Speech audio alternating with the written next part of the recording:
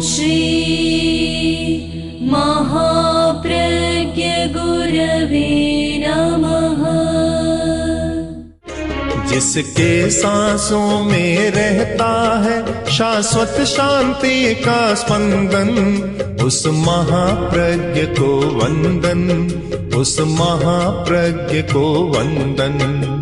सत्य अहिंसा अनेकांत को अर्पित जिसका तन मन, उस महाप्रज्ञ को वंदन, उस महाप्रज्ञ को वंदन। जिसके सांसों में रहता है शाश्वत शांति का स्पंदन, उस महाप्रज्ञ को वंदन, उस महाप्रज्ञ को वंदन।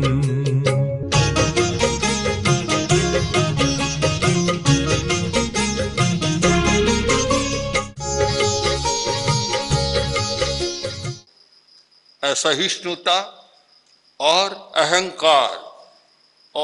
अहंकार विलय विनम्रता। अहंकार का क्रोध का परस्पर बहुत गहरा समझौता है, दोनों बराबर निभा रहे हैं। क्रोध आता है, हम कारणों पर विचार करें तो क्रोध का बहुत बड़ा एक कारण है अहंकार। जिस व्यक्ति में अहंकार की मात्रा ज्यादा होती है उसे क्रोध आने का अधिक संभव प्रसंग रहता है।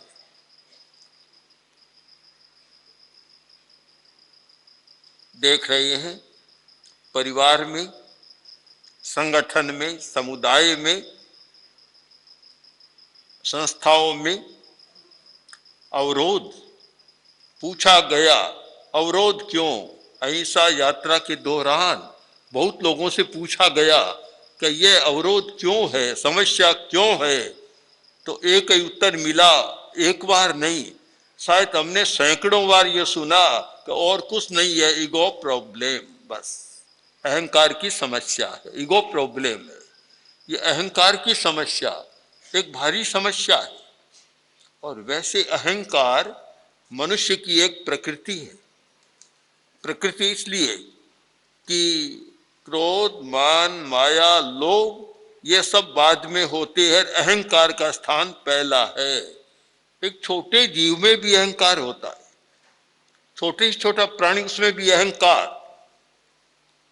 मैं प्रसिद्ध बात बहुत बार कहता हूं कि दो चींटियां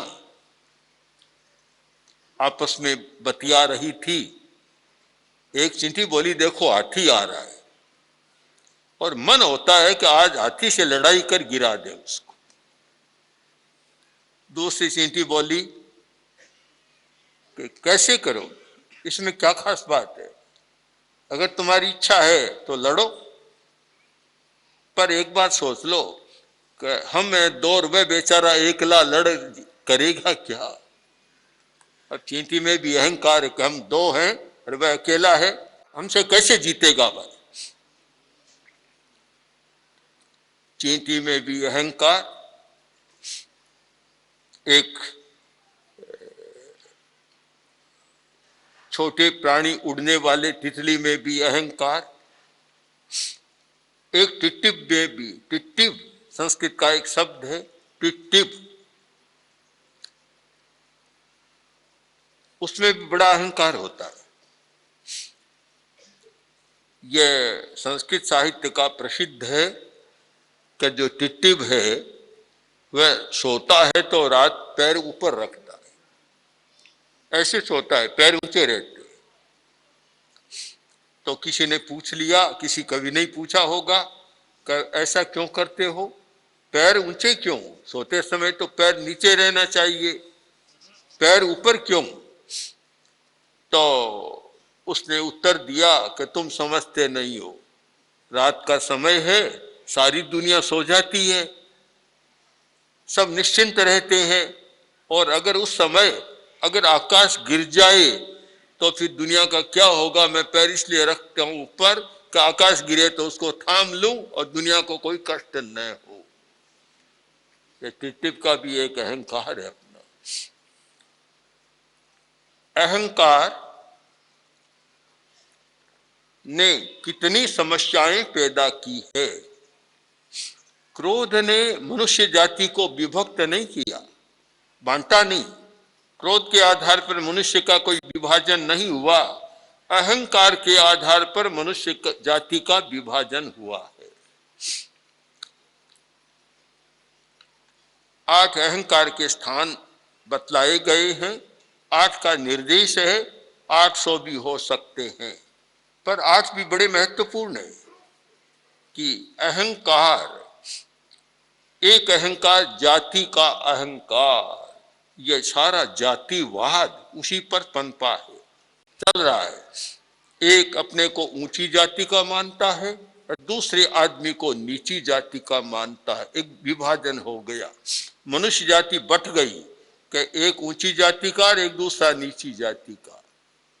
जाति और कुल, एक ऊंचे कुल का दूसरा नीचे कुल का, इन दो के आधार पर, जाति के आधार पर जातिवाद का एक बवंडर खड़ा हो गया और उस जातिवाद ने हिंदुस्तान को तो बहुत हानि पहुंचाई, आज भी पहुंचा रही। शायद राजस्थान का तो अब नहीं रहा इतना, किंतु बिहार जैसे प्रांत में आज भी कोई जो दलित जाति का या हरिजन जाति का आदमी दूल्हा बनकर घोड़ी पर चढ़कर जाता है तो सामंत लोग नीचे ही उतार देते हैं, ये नहीं चढ़ सकता घोड़ी पर। ये सारा अहंकार, अहंकार ने समस्या पैदा की, अहंकार ने समाज को जोड़ा नहीं तोड़ा है। और अगर ये कहा जा सके, अगर अहंकार की समस्या का समाधान होता तो शायद हिंदुस्तान बृहत्तर रह जाता। आज टूट गए, टुकड़े टुकड़े हो गए, कारण उसके पीछे अहंकार की समस्या भी बहुत काम कर रही। तो एक जाति का अहंकार जो मनुष्य जाति को विभक्त करता है, टुकड़ों में बांट देता है।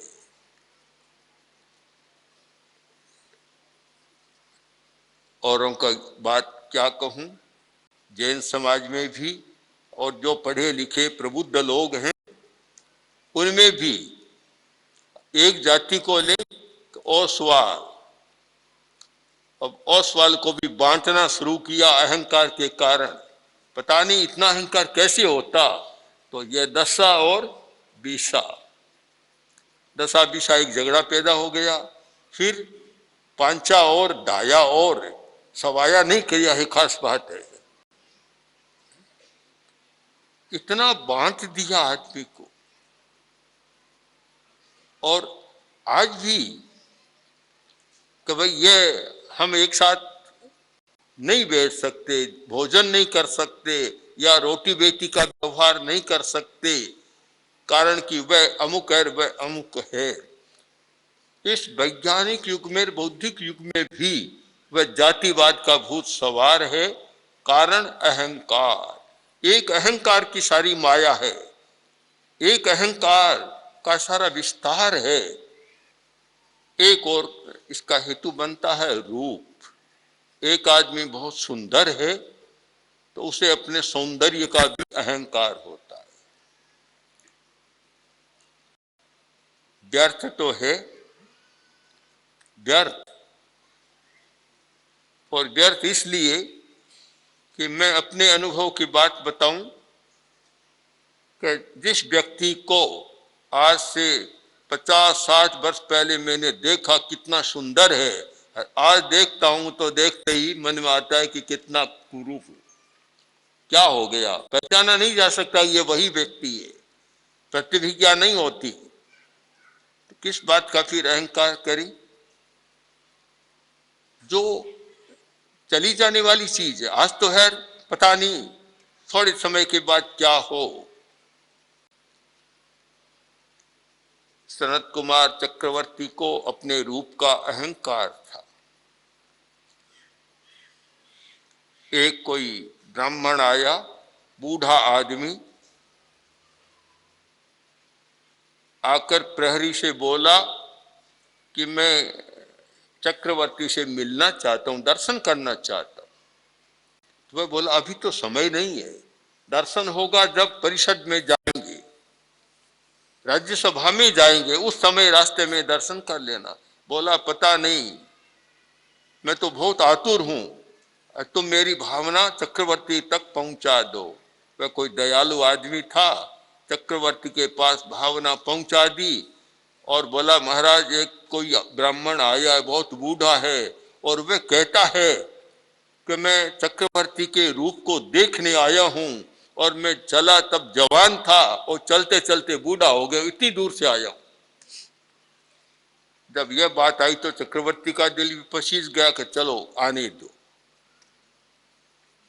आया, देखा और रूप और सौंदर्य को देखा, स्तब्ध रह गया और बोला कि ऐसा रूप मैंने देखा नहीं, कितना बढ़िया रूप है, कैसा महान रूप है। चक्रवर्ती बस कभी कभी ऐसा होता है कि आदमी अपनी प्रशंसा सुनता है, बड़ा कठिन काम होता है, वहां फिर अहंकार को पनपने का मौका मिलता है। साधक आदमी को बहुत ज्यादा प्रशंसा नहीं सुननी चाहिए। अगर वह प्रशंसा और स्तुति ज्यादा सुनता है तो समस्या पैदा होती है। इसलिए मेरा तो यह मत है कि यथार्थ का निरूपण करना चाहिए, यह प्रशंसा की बात ज्यादा नहीं आनी चाहिए। एक बार विनोबा जी को एक महात्मा गांधी का पत्र मिला, उन्होंने पढ़ा और फाड़कर फेंक दिया। सबको बड़ा आश्चर्य हुआ कि भला महात्मा गांधी का पत्र मिला, फाड़कर फेंक दिया। तब कार्यकर्ताओं ने पूछा आपने यह क्या किया, महात्मा गांधी का पत्र आपने फाड़कर फेंक दिया। बोले काम का नहीं, निकम्मा पत्र है। और आश्चर्य हुआ कि महात्मा गांधी का पत्र निकम्मा पत्र।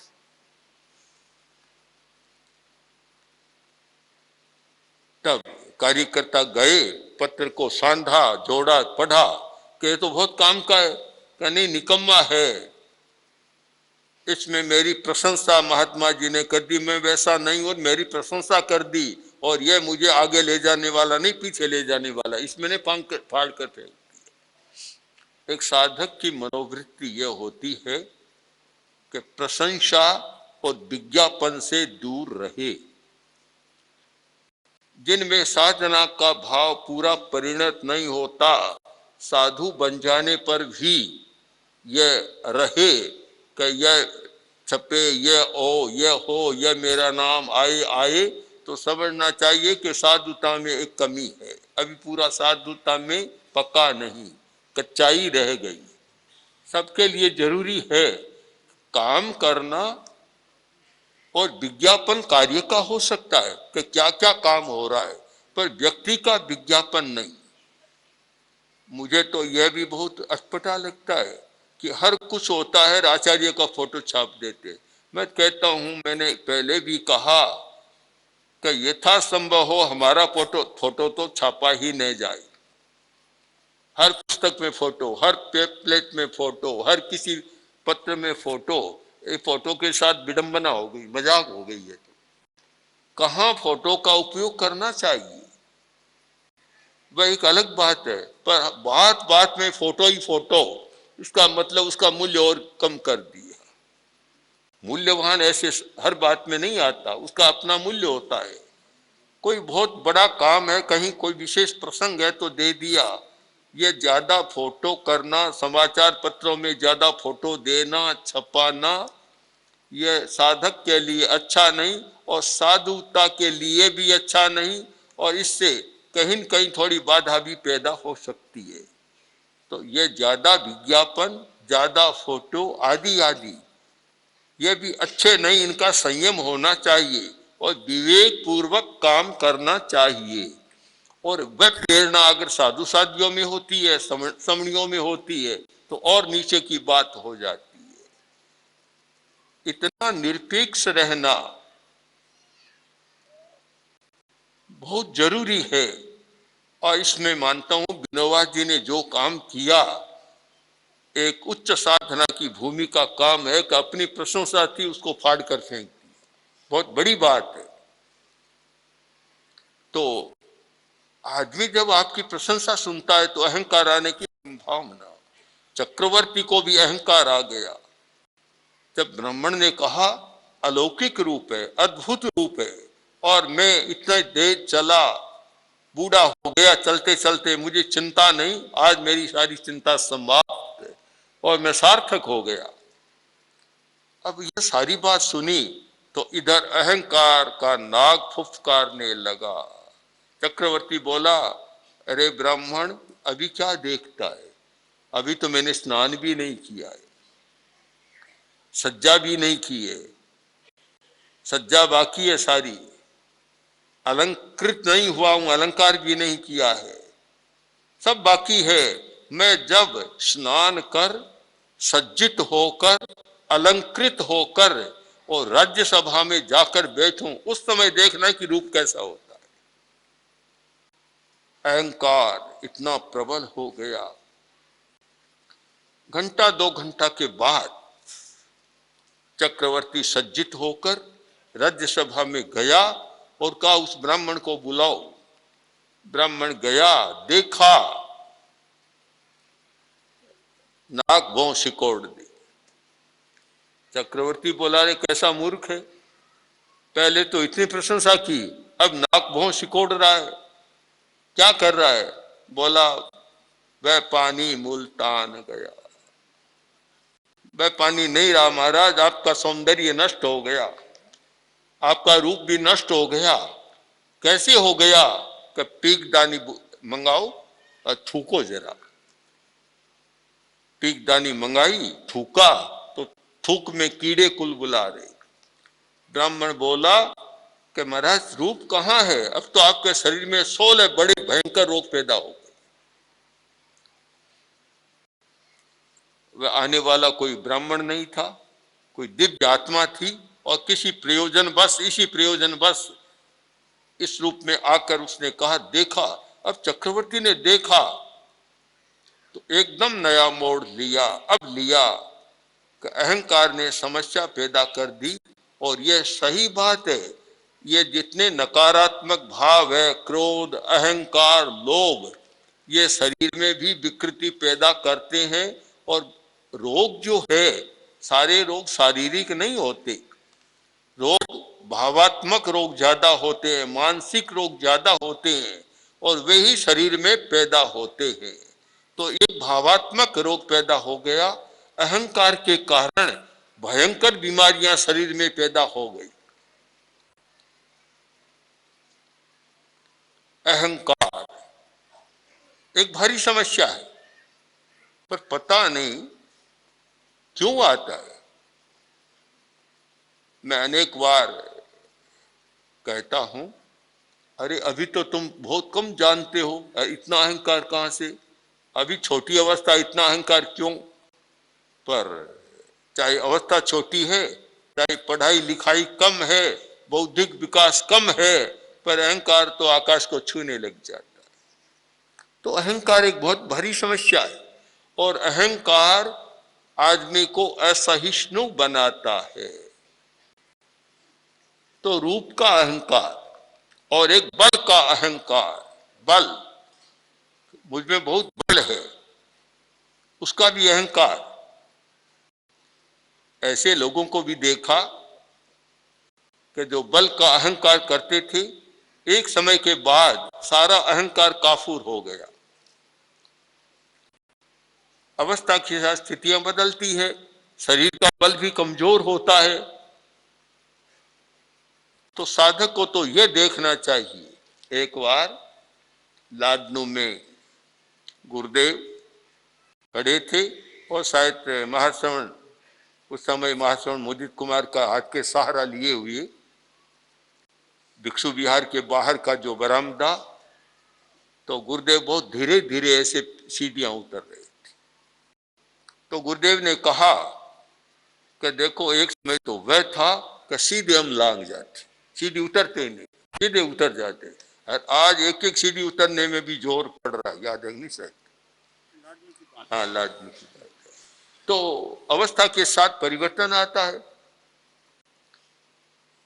हर व्यक्ति में स्थिति बदलती है, तो फिर अहंकार किस बात का हो? बल का अहंकार भी नहीं, कभी अभी है, 10 वर्ष बाद क्या होगा, शरीर की स्थिति क्या होगी, मन की स्थिति क्या होगी, कुछ कहा नहीं जा सकता। इसलिए बल का भी कोई अहंकार न हो।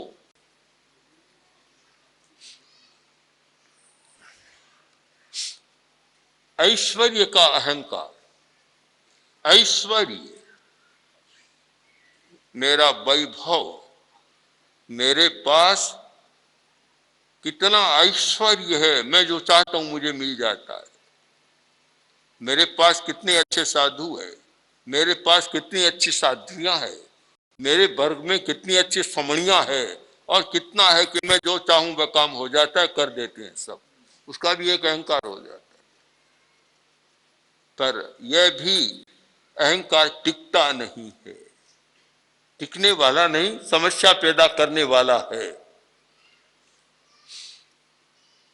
ज्ञान का भी अहंकार और श्रुत का भी अहंकार, ज्ञान और श्रुत, इन दोनों का अंतर भी हमें समझ लेना चाहिए। ज्ञान तो जो हमारा विकास हो गया, हमारी बुद्धि, ज्ञान का अर्थ है बुद्धि, यानी बुद्धि का अहंकार। मैं बैठता हूं और 1 घंटा में 100 श्लोक कंठस्थ कर लेता हूं, इतना ज्ञान है मेरा। बुद्धि ऐसी है, 4 प्रकार की बुद्धि, औत्पत्ति की, वैनयिकी, कार्मिकी, पारिणामिकी। मेरा बुद्धि का विकास कितना है कि तत्काल मैं पकड़ लेता हूं, समझ लेता हूं। उसका भी अहंकार एक अहंकार का निमित्त बनता है। जो व्यक्ति शांति से जीना चाहे और दूसरों को जोड़ना चाहे, दूसरों के साथ मिलकर काम करना चाहे, और यह चाहे कि ये मेरे साथ मिल सके, हम एक हो सके, जुड़ सके, अलगाव न हो और परस्पर में कटुतापूर्ण व्यवहार न हो, उससे क्रोध को मिटाने की अपेक्षा पहले ध्यान देना चाहिए अहंकार के विलय पर। क्रोध विलय की तो साधना की, और अहंकार उतना प्रबल है तो वह साधना भी बहुत सार्थक नहीं होगी, सहिष्णुता भी पकेगी नहीं। सहिष्णु होना है, क्रोध को शांत करना है, उपशांत रहना है, तो पहले इस पर ध्यान दें कि मेरा अहंकार कितनी मात्रा में है और मुझे अहंकार का विलय करना है। विनम्रता की एक पृष्ठभूमि पर आज कुछ कहा गया। तो विनम्रता की पृष्ठभूमि क्या है? कोरा हाथ जोड़ना विनम्रता नहीं है, पृष्ठभूमि को समझना है कि अहंकार की शिला पर कभी कमल का फूल नहीं खिल सकता, कभी विनम्रता का विकास नहीं हो सकता। यदि विनम्रता के कमल पुष्प को विकसित करना है तो हमें पानी देखना होगा, तालाब देखना होगा, शीतलता और मृदुता देखनी होगी। इस सारे संदर्भ पर विचार करें तो फिर हम ये विनम्रता की पृष्ठभूमि को समझ सकेंगे, और पृष्ठभूमि के बाद अगली जो बात है उससे और विकास की बात और पुष्प परिमल की बात हमारे सामने आ सकेगी। ओम ओम श्री महाप्रज्ञ गुरवे नमः। ओम श्री महाप्रज्ञ गुरवे नमः। ओम श्री महाप्रज्ञ गुरवे नमः। ओम श्री महाप्रज्ञ गुरवे